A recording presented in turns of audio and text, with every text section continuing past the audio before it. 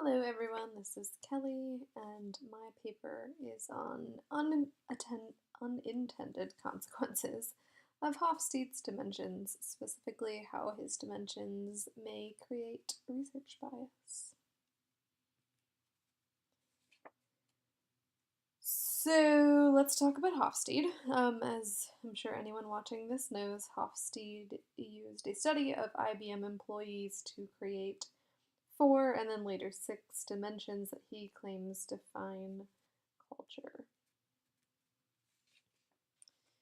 So these dimensions are power distance, which describes the extent to which less powerful members of a group accept or not inequality. Uncertainty avoidance, how members deal with gray areas or novel situations.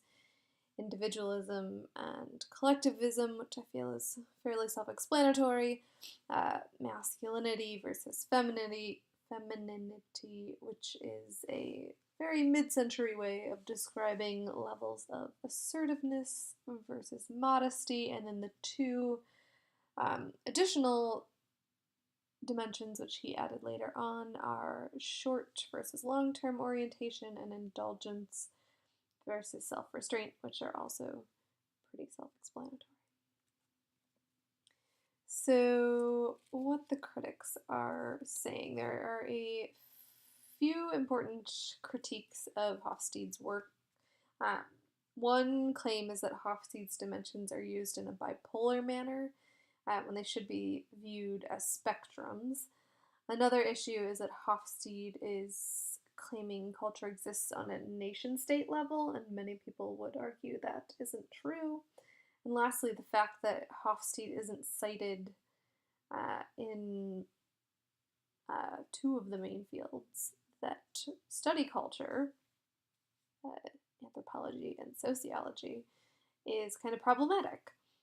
But it is important to remember that Hofstede's critics are a minority group and that Hofstede is widely used in the world of business management. So what does this have to do with bias? Bias comes in many forms, and one of those is called framing bias. So humans naturally rely on frameworks or heuristics to understand complicated situations, and Hofstede is potentially one framework that may play into this.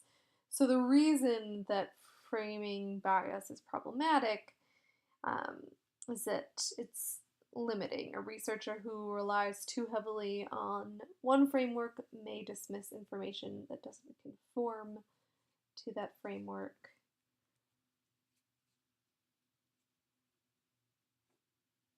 So in the case of Hofstede, a researcher may potentially attribute a subject's behavior to, let's say, the fact that he or she is from a collectivist country or a low PDI country or whatever the case may be, when in fact the particular behavior is actually due to something completely unrelated to that cultural dimension.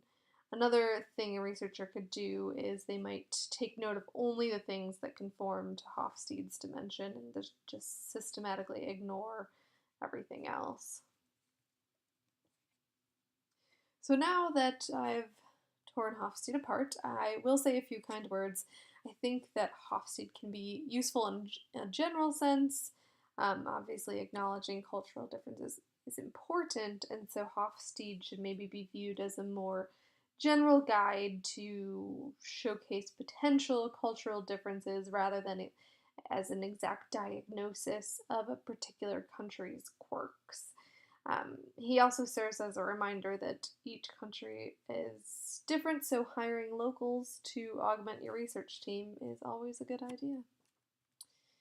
And that is all I have. Thanks so much for watching.